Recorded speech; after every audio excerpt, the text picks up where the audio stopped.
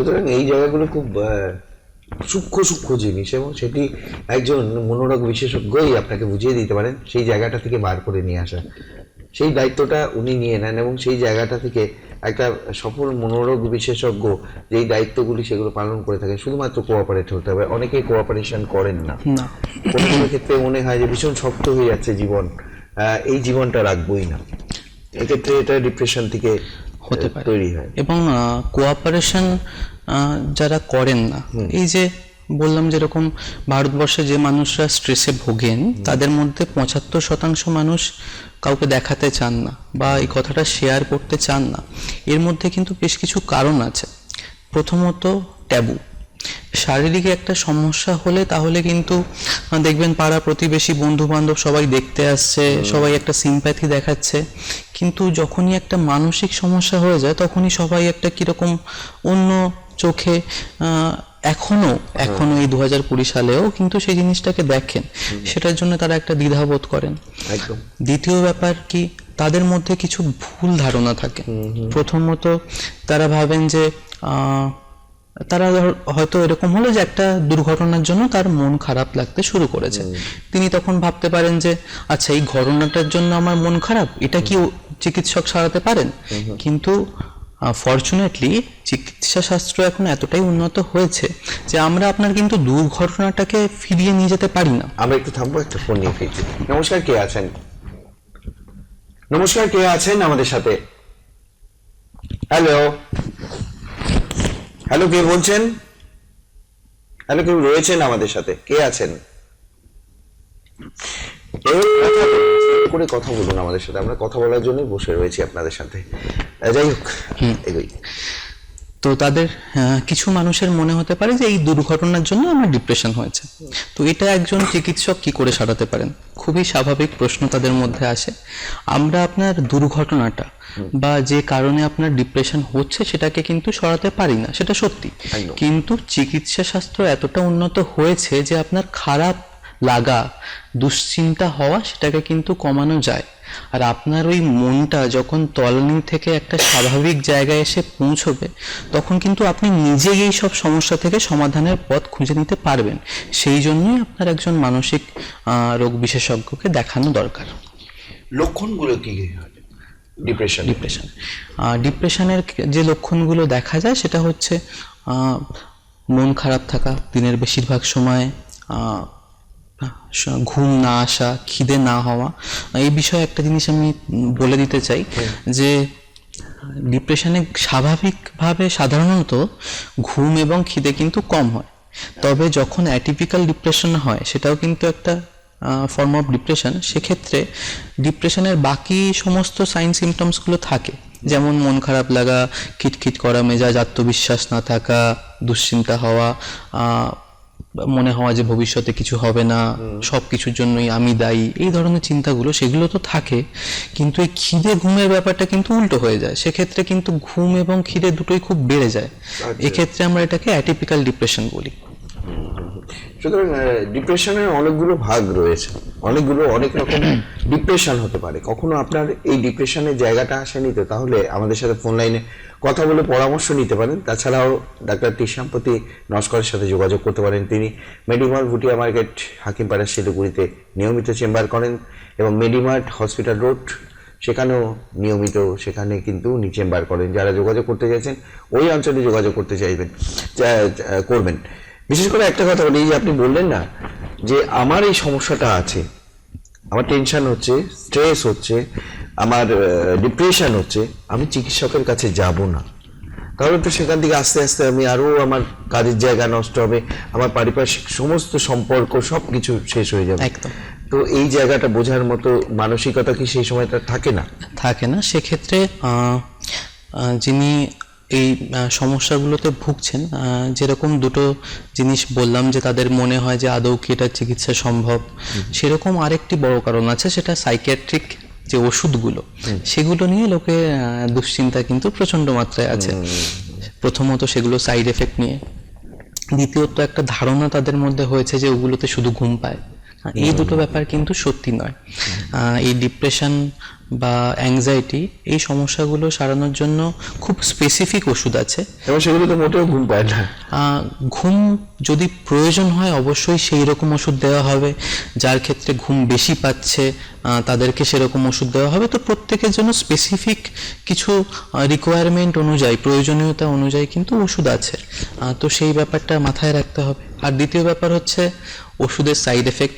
তো সেক্ষেত্রে একটা জিনিস আমার বলার যে ওষুধের কিন্তু সাইড এফেক্ট আছে, সাইড এফেক্ট ছাড়া কোনো ওষুধ হয় না। কিন্তু আপনি যদি ওষুধ খেয়ে আপনার সমস্যাটাকে না সারান, তাহলে ওই যে অসুখ, তার থেকে যে যে সমস্যার সম্মুখীন আপনি ভবিষ্যতে হবেন তার তুলনায় কিন্তু সাইড এফেক্ট খুব নগণ্য, খুবই নগণ্য। অ্যাংজাইটি, চিন্তা, অনেক রকম চিন্তা মনে ভিড় করে, যেই জায়গাগুলোতে যারা স্টুডেন্টদের ক্ষেত্রে একরকম চিন্তা, আবারও সেই একই কথা বলি, সেখানে ব্যবসায়ীর একরকম চিন্তা, একটা পরিবারের মধ্যে সমস্ত সদস্যদের ভিন্ন ভিন্ন চিন্তা, ব্যবসায়ীদের একরকম চিন্তার পাশাপাশি চাকরিজীবীদের একরকম চিন্তা, ছোট্ট শিশুদের মনেও একরকম চিন্তা। তো এই অ্যাংজাইটির সাধারণভাবে কেন হয়, কেন এই চিন্তা আসে? অ্যাংজাইটি যে হচ্ছে সেটিও যেরকম অবসাদের ক্ষেত্রে আমরা বললাম, সেটিও ওই ধরনের কারণগুলি। আছেন কেউ? নমস্কার, কে আছেন?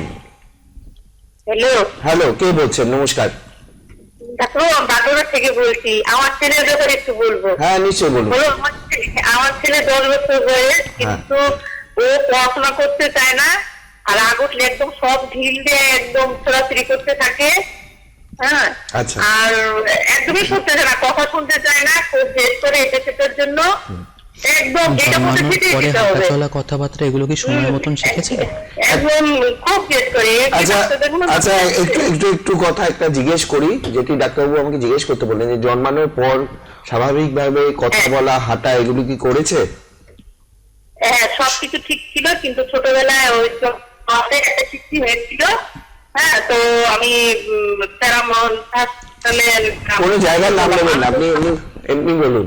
হ্যাঁ হ্যাঁ হ্যাঁ, ও জ্বরটা হয়েছিল, তাতেও অনেকক্ষণ অজ্ঞান ছিল, মানে ভোরবেলা 5টার দিকে হয়েছিল, ও জ্ঞান এসেছিল 3টার সময় করেছিল, মানে ওই দিনই আর কি, মানে ভোর আর 3টা। তো এরকমটা হয়েছিল। তারপরে তারপর থেকে ও সুস্থ সব ঠিক আছে, খাওয়া দাওয়া সব ঠিক, কিন্তু পড়াশোনা করবে। ঠিক আছে, ধন্যবাদ আপনাকে ফোন করার জন্য। সঙ্গে থাকুন, বুঝে গেছি সমস্যা। দুটো সমস্যা হতে পারে।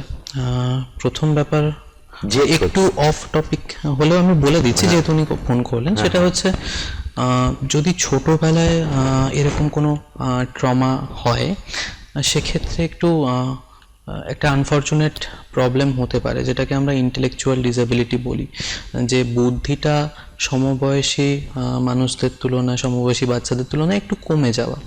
তো সেই ব্যাপারটার জন্য একটা আইকিউ অ্যাসেসমেন্ট বা ইন্টেলিজেন্ট কোশেন্ট অ্যাসেসমেন্ট বলে একটি পরীক্ষা করা হয়, সেটি করে দেখতে হতে পারে। এর ফলে কিন্তু এই খুব রাগারাগি করা, জেদ করা, জিনিসপত্র ভাঙচুর করা, এই জিনিসটা হতে পারে। তাছাড়া আরেকটি প্রবলেম যেটা হতে পারে, সেটা চাইল্ডহুড ডিপ্রেশন। সেটা হচ্ছে ছোট বাচ্চাদের মধ্যে যে দেখা যায়, সেক্ষেত্রে ওই মন খারাপ করা বা জেদ করা, জিনিসপত্র তার কথা না শুনলেই ভাঙা, এই জিনিসপত্রগুলি করতে পারে। তাহলে এটা সারবে কিসে? এটার কিছু ওষুধ আছে এবং কিছু পদ্ধতি আছে, বিহেভিয়ার থেরাপি আছে। অবশ্যই আপনি একবার যোগাযোগ করে দেবেন কোনো সাইকিয়াট্রিস্টের সঙ্গে। একদম। অ্যাংজাইটি জায়গাটা ছিলাম, অ্যাংজাইটিতে যে উপসর্গগুলো, অ্যাংজাইটিতে যে সমস্যাগুলি হয়, সেটা অ্যাংজাইটি সমস্যাকেও আমরা দুভাগে মেনলি ভাগ করতে পারি।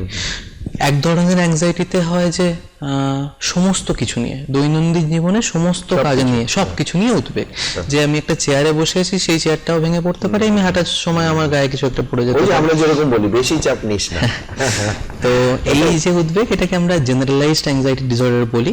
এক্ষেত্রে সবসময় দুশ্চিন্তা হওয়া, ঘাম হওয়া, একটা শরীরের মধ্যে একটা টান টান ভাব হয়ে থাকা, এরকম হতে পারে। আর একটি হচ্ছে যেটা কোনো নির্দিষ্ট সিচুয়েশনে, কিছু স্পেশাল অকেশনেই তাদের সেই অ্যাংজাইটিটা হয়। যেমন ধরুন, কারুর ভিড়ের মধ্যে গেলে অসুবিধা হচ্ছে, কারুর দরজা বন্ধ রাখলে দরজা জানলা বন্ধ করে রাখলে অসুবিধা হয়, কারোর কোনো অন্ধকার ঘরে অসুবিধা হয়, কারোর কোনো ইনসেক্ট পোকামাকড় দেখলে অসুবিধা হয়, কারোর রক্তর ছবি দেখলেও অসুবিধা হয়। এগুলোকে আমরা স্পেসিফিক ফোবিয়া বলি। এবং এই দু ধরনের সমস্যাতেই কেউ কেউ এতটাও কষ্ট পান যে তাদের মাঝে মাঝে মনে হয় যে মাথা ঘুরছে, প্রচণ্ড বুক ধড়ফড় করছে, শ্বাসকষ্ট হচ্ছে, এবং তারা মনে করেন যে এই বুঝি মারা যাবো, এতটা সিভিয়ারও হতে পারে। এই জিনিসটিকে আমরা প্যানিক অ্যাটাক বলে করি। তবে এগুলি চিকিৎসা পসিবল, এগুলো চিকিৎসা করা যায়। এবারে শুনবো এই বার্ন আউট একটা কথা, আজকাল খুব প্রচলিত বলে সবাই বলছে বার্ন আউট হয়ে যাচ্ছি আমি। কেন বার্ন আউট হয়ে যাচ্ছি? বার্ন আউট হয়ে যাওয়ার যে কারণগুলো যে আছে সেগুলো হচ্ছে কিছু নিজের কারণ, যেরকম স্ট্রেসের ক্ষেত্রে বলা হয়েছিল যে যারা মানিয়ে নিতে পারেন না, সমস্যাটা তো সব সমস্যার মূলে ওই জায়গাটাই যে আরেকটা জায়গায় গিয়ে মানিয়ে নিতে না পারা। সেটা তার ব্যক্তিত্বের সমস্যার জন্য হতে পারে, তার যে পার্সোনালিটি সেটা যদি খুব উচ্চাকাঙ্ক্ষী হয়, সেক্ষেত্রে হয়তো সবসময় আপনি বিপরীত দিক থেকে সেটার সাপোর্ট পাচ্ছেন না, তখন আপনার মনের মধ্যে একটা দুশ্চিন্তা হচ্ছে, উদ্বেগ আসছে। এবং যদি আপনি খুব কাজকর্ম একদম নিখুঁতভাবে করতে চেষ্টা করেন, সেক্ষেত্রে এই সমস্যাটা হতে পারে। যদি আপনি সারাক্ষণ কাজ নিয়ে ব্যস্ত থাকেন, সেক্ষেত্রেও কিন্তু এই সমস্যাটা হতে পারে। কম্পিটিশন নিয়ে উদ্বেগ আসে একদম। এবং যেটা একজনকে আমি বললাম যে কাজকে অফিসেই রাখা উচিত।